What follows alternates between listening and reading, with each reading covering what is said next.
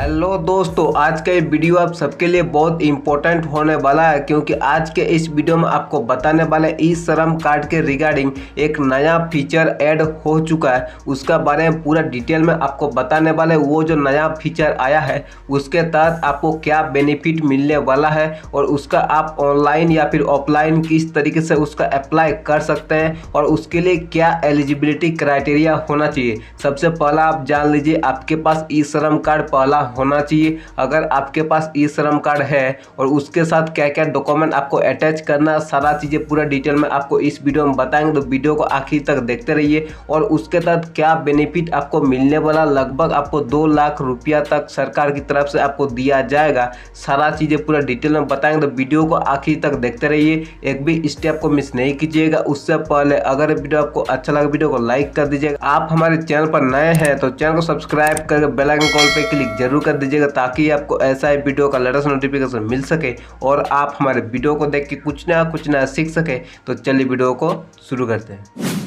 आप सबको पता होगा ई श्रम कार्ड जो बनाया गया था वो अनऑर्गेनाइज्ड यानी कि जो असंगठित मजदूर थे उनके लिए बनाया गया था, ठीक है। और असंगठित मजदूर जो होते हैं बहुत जगह पर काम करते हैं, काम करते करते कभी किसी का पैर टूट जाता है, कभी किसी के आँख में कुछ प्रॉब्लम हो जाता है, वो देख नहीं पाते हैं, यानी कि उनका बहुत सारे एक्सीडेंट होते रहते हैं, ठीक है। बहुत किसी का डेथ भी हो जाता है, तो उनके लिए कोई भी इंश्योरेंस अभी तक नहीं था। तो भारत सरकार की तरफ से आपको पता होगा ई श्रम कार्ड सभी अनऑर्गेनाइज्ड यानी कि जो असंगठित मजदूर थे उनके लिए बनाया गया था, ठीक है। तो ई श्रम कार्ड के तहत ही एक नया फीचर ऐड कर दिया गया। अगर आपका एक पैर टूटता है या फिर अगर आपका किसी भी एक्सीडेंट के वजह से अगर आपको कुछ भी प्रॉब्लम होता है तो उसका भारत सरकार की तरफ से आपको कुछ मुआवजा बोल सकता है या फिर उसका आपको कुछ पैसा दिया जाएगा। उसका बारे में पूरा डिटेल में आपको बताएंगे किस तरीके से आप उसका क्लेम करेंगे अगर आपका किसी भी तरह का प्रॉब्लम हुआ है। और अगर आपका किसी भी तरह का प्रॉब्लम नहीं हुआ तो आपको इसके लिए अप्लाई करने का जरूरत नहीं है, ठीक है। लेकिन इस वीडियो को पूरा देखिए, इसमें आपको बताएंगे क्या क्या एलिजिबिलिटी क्राइटेरिया, क्या क्या डॉक्यूमेंट आपको देना पड़ेगा, सारा चीज़ें पूरा डिटेल में आपको बताने वाला है। तो वीडियो को थोड़ा भी स्किप नहीं कीजिएगा। यहाँ पर देख सकते हैं ये ट्विटर अकाउंट है ई श्रम कार्ड का ऑफिशियल ट्विटर अकाउंट, ठीक है। यहाँ पर देख सकते हैं, यहाँ पर आपको सारा चीज़ें मिल जाएगा, ठीक है। DGLW आप ट्विटर पर सर्च कीजिएगा तो आपको ये अकाउंट मिल जाएगा या फिर आपको डिस्क्रिप्शन में लिंक मिल जाएगा, आप जाकर इस अकाउंट को चेक कर सकते हैं, ठीक है। यहाँ पर ट्वीट किया गया, देख सकते हैं DGLW का मतलब क्या है, यहाँ पर आपको मिल जाएगा, ठीक है। आप इसको देखिएगा तो आपको समझ, यहाँ पर डायरेक्टोरेट, यहाँ पर जनरल, इस तरीके से आपका है, ठीक है। Directorate general of labour welfare की तरफ से ये ट्वीट किया गया। इसमें बोला गया दुर्घटना या मृत्यु, ठीक है। यहाँ पर आप पढ़िए तो आपको समझ में आएगा, ठीक है। यहाँ पर देख सकते हैं दुर्घटना या फिर मृत्यु और विकलांगता होने पर इस श्रम से कई दावेदारों पर एक्स ग्रेटिया का लाभ मिल चुका है। योजना के बारे में जानकारी के लिए मजिस्ट्रेट कार्यालय से संपर्क करें। यानी कि अगर मान लीजिए आपका कोई दुर्घटना होता है या फिर आपका मृत्यु हो जाता है या फिर आप विकलांग हो जाते हैं, यानी कि आप डिसेबल हो जाते हैं, आपका पैर टूट जाता है, कुछ भी आपका विकलांग आप होते हैं, तो इस श्रम कार्ड के दावेदार के कई दावेदारों को एक्स ग्रेटिया के लाभ मिल चुका है। योजना के बारे में जानकारी के लिए मजिस्ट्रेट कार्यालय से संपर्क करें। अब बात करते हैं एक्स ग्रेटिया क्या होता है। ये जो है आप यहाँ पर दिया हुआ एक्स ग्रेटिया, ये क्या होता है, इसके बारे में भी इसी वीडियो में पूरा डिटेल में बताएंगे किस तरह आपको अप्लाई करना, किस तरह का दावा करना, सारा चीज़ें बताने वाला है, ठीक है। तो वीडियो को थोड़ा भी स्किप नहीं कीजिएगा, ठीक है ना। तो यहाँ पर आप देख सकते हैं आपको एक्स ग्रेटिया के यहाँ पर नीचे आइएगा, ये एक पोस्टर जारी किया गया, ठीक है। यहाँ पर भी आप देखिए तो समझ में आएगा सारा, देख सकते हैं इस पोस्टर में बताया गया ई श्रम कार्ड, यहाँ पर आप देखिए तो आपको समझ में आएगा, ठीक है। यहाँ पर देख सकते हैं ई श्रम पर पात्र दावेदार, यानी कि ई श्रम पर जो भी ई श्रम कार्ड जिसके पास है, जो दावेदार पात्र है, उसके लिए आपका एक्स ग्रेटिया माध्यम से दुर्घटना, मृत्यु या विकलांगता के क्लेम शुरू किया गया है, यानी कि आप क्लेम कर सकते हैं, ठीक है। क्लेम किस तरीके से कर सकते हैं, इसका क्लेम जो शुरू हो चुका है, ठीक है। किस तरीके से आपको क्लेम करना, सारा चीज़ें आपको बताने वाला है। अब उस नोटिस को डाउनलोड करने के लिए आपको डिस्क्रिप्शन में ई श्रम कार्ड का लिंक मिल जाएगा, आप वहाँ पर जाकर डाउनलोड कर सकते हैं, ठीक है। तो इसके लिए सिंपली आपको ई श्रम कार्ड के ऑफिशियल वेबसाइट पर आना है। यहाँ पर आने के बाद आपको यहाँ पर मेनू बार पर ही मिल जाएगा, देख सकते हैं मेनू टैब में यहाँ पर इस तरीके से मेनू ओपन हो जाएगा। यहीं पर आपको एक ऑप्शन मिल जाएगा, देख सकते हैं डॉक्यूमेंट्स का। सिंपली आपको इस डॉक्यूमेंट्स पर क्लिक कर देना है। जैसे हम यहाँ पर क्लिक कीजिएगा तो आपको नीचे में एक ऑप्शन देख सकते हैं मिल रहा होगा एक्स ग्रेटिया गाइडलाइन। सिंपली आपको यहाँ पर क्लिक करना है। जैसे आप यहाँ पर क्लिक कीजिए आपका नोटिस देख सकते हैं डाउनलोड हो चुका है। ठीक है, यही नोटिस है, इसको आपको सही से पहले पढ़ना होगा। तो अगर आप इसको पढ़ना नहीं चाहते हैं तो आप नीचे कमेंट कर दीजिए, तो इसके बारे में पूरा डिटेल में आपको बताएंगे, सारा चीज़ें समझाएंगे क्या क्या चीज़ें दिया गया। ठीक है, इस वीडियो में बताएंगे तो वीडियो बहुत ही ज़्यादा लंबा हो जाएगा। ठीक है, यहाँ इसमें देख सकते हैं लगभग बहुत सारा पेज दिया गया है। ठीक है, तो आप इसको देख सकते हैं, इसको पढ़ भी सकते हैं। इसको डाउनलोड करना चाहते हैं नीचे आपको लिंक मिल जाएगा, वहाँ से आप डाउनलोड जाकर कर सकते हैं। ठीक है, तो नीचे लिंक दिया हुआ, आप जाकर डाउनलोड कर लीजिए, कुछ भी प्रॉब्लम नहीं हो। किस तरीके से इसको भरना है, फॉर्म कहाँ से मिलेगा, क्या क्या एलिजिबिलिटी है, वो चीज़ आपको बताते हैं। ठीक है, इसमें आप कुछ चीज़ें हैं जो आपको जानना होगा, जैसे कि मैकेनिज्म देख सकते हैं, mechanism to provide ex gratia payment to eligible e Shram का जो रेजिस्ट्रेंट है, जो रजिस्टर कर चुके हैं श्रम कार्ड में, और जो एलिजिबल है। ठीक है, सभी लोगों को नहीं मिलेगा, जो एलिजिबल है उनको ये प्रोवाइड जो किया जाएगा पेमेंट, जो एक्स ग्रेटिया पेमेंट आप देख सकते हैं यहाँ पर दिया गया एक्स ग्रेटिया पेमेंट। ठीक है, उनको एक्स ग्रेटिया पेमेंट दिया जाएगा। ठीक है ना, तो इसके रिगार्डिंग जो भी डाउट हो आपको क्लियर कर लेना है, और अगर आप एलिजिबल है तो आपको पैसा मिल जाएगा। कितना मिलेगा वो चीज़ें आपको बताएंगे आगे। ठीक है,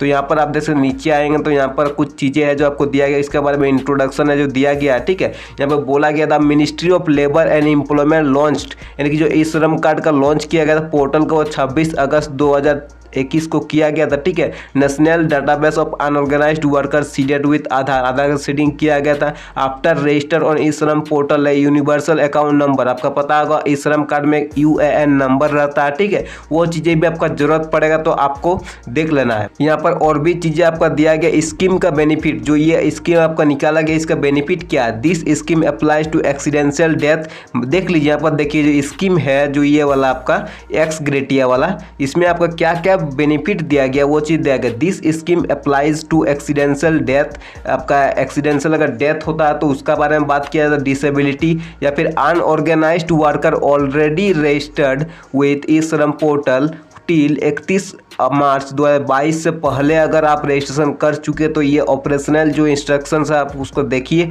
और प्रोवाइड कर दिया जाएगा आपका जो है x gratia benefit as follows. किस तरीके से आपको मिलेगा वो चीज़ें आपको बताया गया, आप इसको पढ़िए, इस नोटिस को पहले पढ़िए। ठीक है, इसके बारे में एक अलग से वीडियो बना देंगे, आपको डिस्क्रिप्शन में एक लिंक मिल जाएगा, उस लिंक पर क्लिक कीजिए, आर्टिकल को पढ़िए, तो उसमें आपको सारा चीज़ें पूरा डिटेल में मिल जाएगा। ठीक है, अभी आपको उतना बात हम लोग नहीं करेंगे तो आप वहाँ पर जाकर पढ़ सकते हैं। ठीक है, और इस नोटिस को भी डाउनलोड वहाँ से हो जाएगा। ठीक है, यहाँ पर आप देखिए, इसको आप ध्यान दीजिए तो आपको समझ में आएगा सारा चीज़ें। ठीक है, मान लीजिए कि आपका डेथ होता है, एक्सीडेंट होने से आपका डेथ हो जाता है, तो आपके परिवार को कितना 2 लाख रुपया दिया जाएगा। ठीक है, और अगर आपका टोटल और ई कवरेबल यानी कि ई रिकवरेबल, ठीक है, लॉस ऑफ बोथ आईज, आपका अगर दोनों आँख अगर आपका चल जाता है, यानी कि दोनों आँख अगर आपका किसी तरह खराब हो जाता तो आपको 2 लाख रुपया दिया जाएगा। ठीक है, या फिर आपका अगर यहाँ पर देख सकते हैं, ध्यान दीजिए बात को, लॉस ऑफ बोथ, अगर आपका दोनों हाथ का काम बंद हो जाता, दोनों हाथ का कोई भी काम नहीं रहता तो आपको 2 लाख रुपया दिया जाएगा, या फिर दोनों पैर का अगर नहीं रहता तो भी 2 लाख रुपया दिया जाएगा। ठीक है,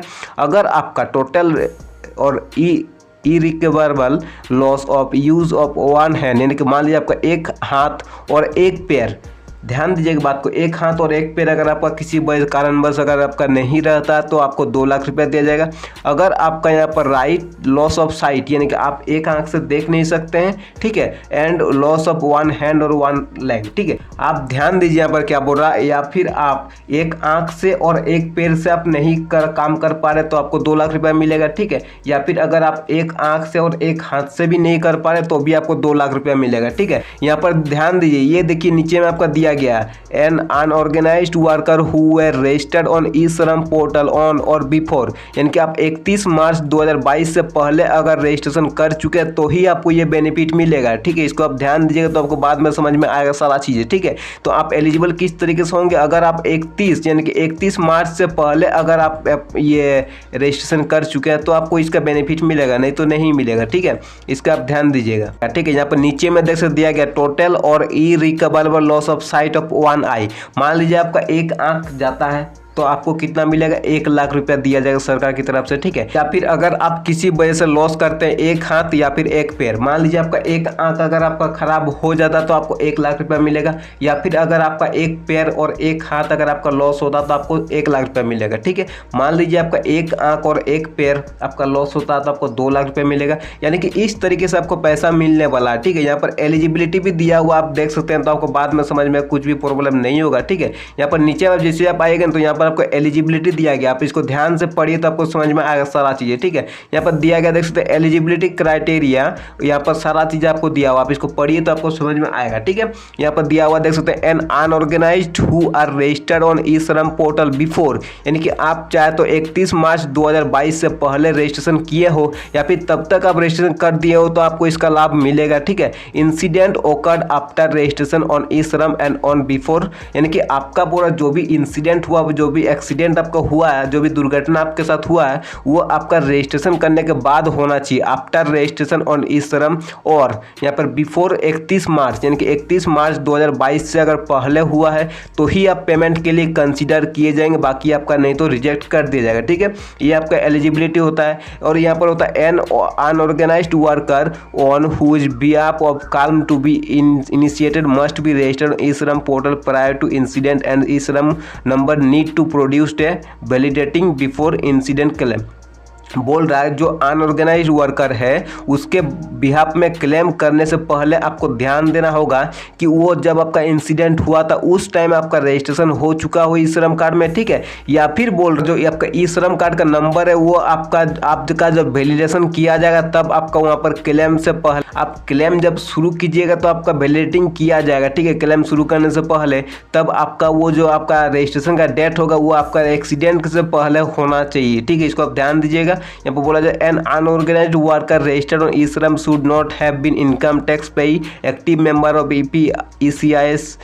ESIC before a period of registration और इतना, यानी कि बोल रहा है कि जो अनऑर्गेनाइज्ड वर्कर है जिसका आपका ई श्रम कार्ड है उसका कोई भी इनकम टैक्स पे, यानी कि अगर आप इनकम टैक्स देते हैं तो आप इसका बेनिफिट नहीं ले सकते हैं, ठीक है।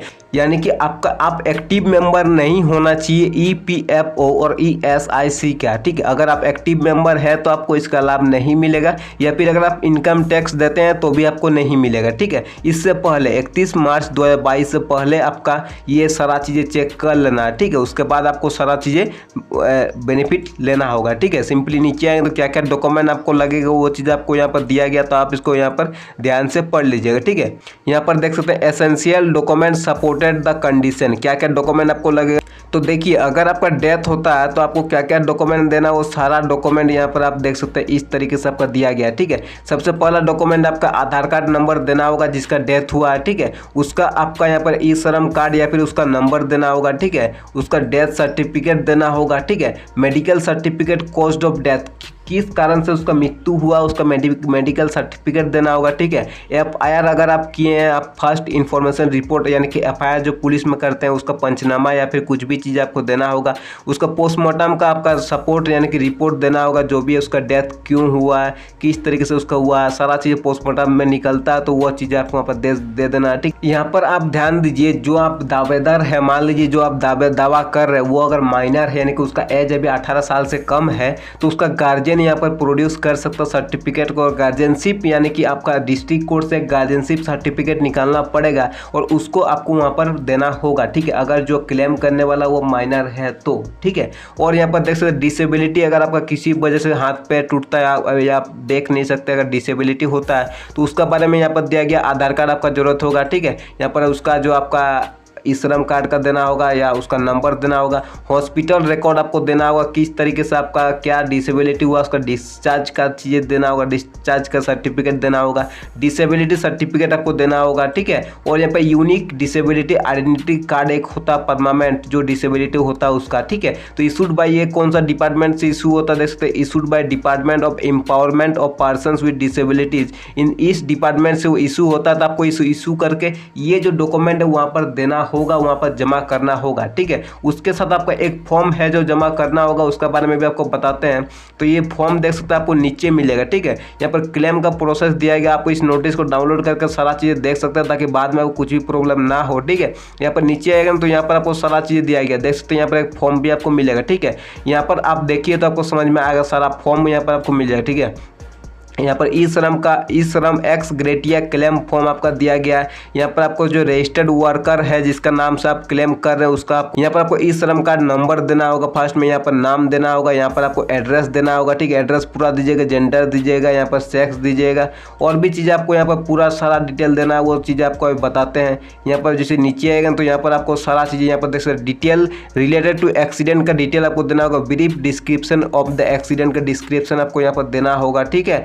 यहाँ पर प्लेस ऑफ एक्सीडेंट आपको देना होगा, किस जगह पर एक्सीडेंट हुआ था वो चीज़ देना, किस डेट को यहाँ पर एक्सीडेंट हुआ था, किस टाइम को एक्सीडेंट हुआ था, ठीक है। Whether the worker dead in the accident, यानी कि एक्सीडेंट में उनका मृत्यु हुआ है कि नहीं हुआ। अगर मृत्यु हुआ तो येस पे टिक करना, ठीक है। अगर मृत्यु नहीं हुआ तो नो पर टिक करना, ठीक है। If death in case of disability, मान लीजिए यहाँ पर जो आपको नीचे में देख सकते डिसेबिलिटी का दिया, कंप्लीट डिसेबिलिटी हुआ तो यहाँ पर देना, पार्शियल पे यहाँ पर देना है, ठीक है। किस तरीके से क्या क्या चीज़ें हैं पूरा सारा चीज़ आपको यहाँ पर भर देना है। इसको भर के आप सिंपली इसको जमा कर दीजिएगा। कहाँ पर जमा करना उसका बारे में भी सारा डिटेल जो ऊपर ही दिया गया है, तो आप इसको जमा कर दीजिएगा, ठीक है। इसका बारे में हम ज़्यादा इस वीडियो में नहीं बताएं क्योंकि ये वीडियो बहुत ज़्यादा लंबा हो चुका है, ठीक है। यहाँ पर कौन अप्रूव करेगा सारा चीज़ देख सकते हैं, क्या अप्रूवल ऑफ डिस्ट्रिक्ट मजिस्ट्रेट का तरफ से अप्रूवल किया जाएगा। ये सारा चीज़ आप पढ़िए तो आपको समझ में आएगा, ठीक है। तो आशा करते हैं इस वीडियो में आपका सारा डाउट क्लियर हो गया होगा। अब आप इसको अप्लाई कर सकते हैं, क्या क्या डॉक्यूमेंट लगेगा, क्या क्या एलिजिबिलिटी क्राइटेरिया, किसको किसको इसका लाभ मिलेगा, सारा चीज़ें हम बता चुके हैं, ठीक है।